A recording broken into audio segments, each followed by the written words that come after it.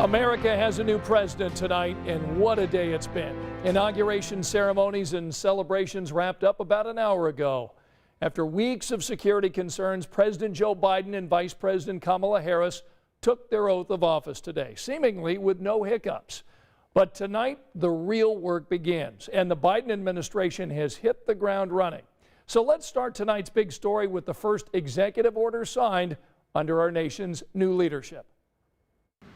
President Joe Biden didn't waste any time during his first day in office. After a morning of century-old rituals, the new president immediately got to work. I'm going to sign, and that's what I'm going to do while you're all here. Signing 3 executive orders in the Oval Office, tackling COVID-19, racial equity, and climate change. This includes a mask mandate on federal property, a 100-day mask challenge, rejoining the Paris Climate Accord, and calling on support for underserved communities. He also released several other orders on his first day, many reversing Trump administration policies. I think some of the things we're going to be doing are bold and vital, and there's no time to start like today. And Biden's press team didn't waste any time either, holding their first briefing just hours later. An unprecedented move compared to previous administrations. Rebuilding trust with the American people will be central to our focus in the press office and in the White House. And a big focus will be on the pandemic, with Biden's team already announcing a nearly $2 trillion relief package,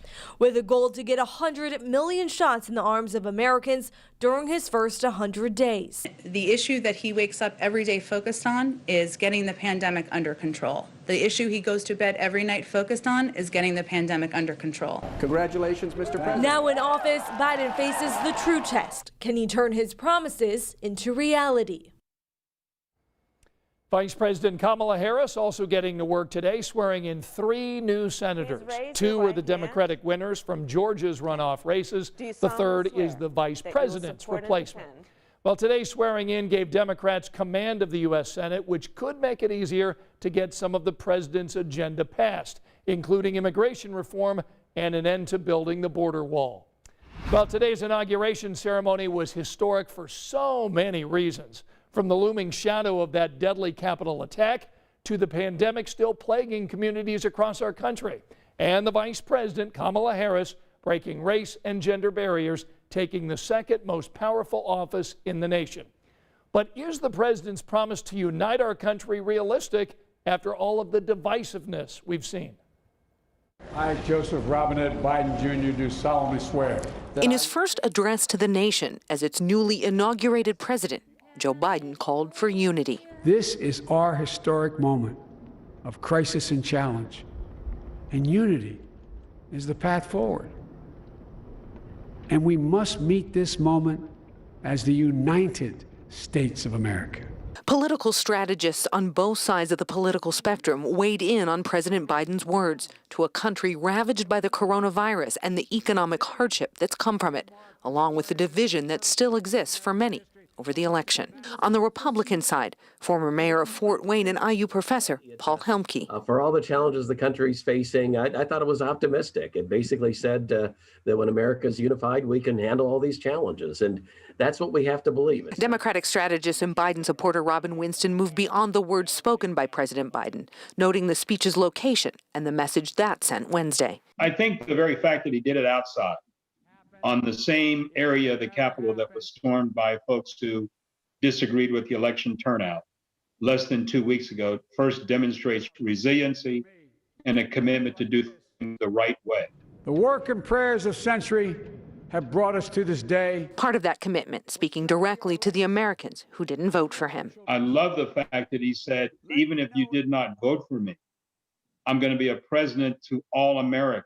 Regardless of who the president is that comes in, we want that person to succeed. If we want the country to succeed. The importance of this inauguration, says University of Indianapolis history professor Ted Franz, made even more historic. I, Kamala Davy Harris, do solemnly swear that as the country's first female and woman of color, Kamala Harris, was sworn in as vice president. It's not just she accomplished this for herself or for the multiple groups that she belongs to, but that they saw themselves in her, and therefore it'll be even more significant. See Kamala Harris sworn in as vice president, really, it's it's one of those things that goes down in our history books. And I think we should all be proud of that, too. And with history still to be written in the coming days of this new administration, both sides say this day will stand out for one other reason: the bipartisan crowd that came together to witness it. It's country over party, particularly on Inauguration Day. He put country ahead of self. That's what I believe that they'll write about Joe Biden's party. You know, there's a lot of history and tradition around the inaugurations, but things haven't always been done the same way. Tonight, our Verify team is answering some of the questions about the changes we've seen at the inauguration over the years.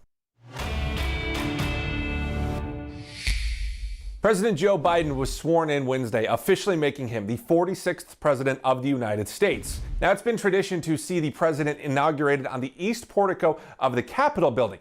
But have all presidential inaugurations been at the U.S. Capitol? The answer is no. According to the architect of the Capitol, the presidential oath of office has been taken 73 times in U.S. history, but only 56 were done at the Capitol, and 7 were actually done outside Washington, D.C. altogether, including George Washington, who was inaugurated in New York City before D.C. was officially the capital, and Lyndon B. Johnson, who was inaugurated on Air Force One following the assassination of President Kennedy. But what about timing? Has the inauguration always been on January 20th? No. The Library of Congress shows that George Washington was inaugurated in late April, and following Washington all the way till 1933, the official inauguration date was actually March 4th. Now, in 1933, the 20th Amendment was ratified, officially setting the presidential inauguration as January 20th. So President Biden's inauguration was unusual for the lack of people due to a pandemic. But what about past presidents? Have they all had official ceremonies with their inaugurations? Well, no. We actually found 10 past instances where the inauguration lacked a ceremony or audience. Now, these mostly happened when a VP took over following a president's death. For instance, in 1945, Harry Truman was sworn in the cabinet room inside the White House following FDR's death. And in 1901, Teddy Roosevelt was sworn in Buffalo, New York, following the death of President William McKinley. Folks, if you've got other inauguration claims or questions you want us to check out, send us an email. With the Verify, I'm Jason Puckett. President Biden and the First Lady are spending their first night in the White House tonight. Meantime, former President Trump is back in Florida after today's farewell event where he promised to be back in some form.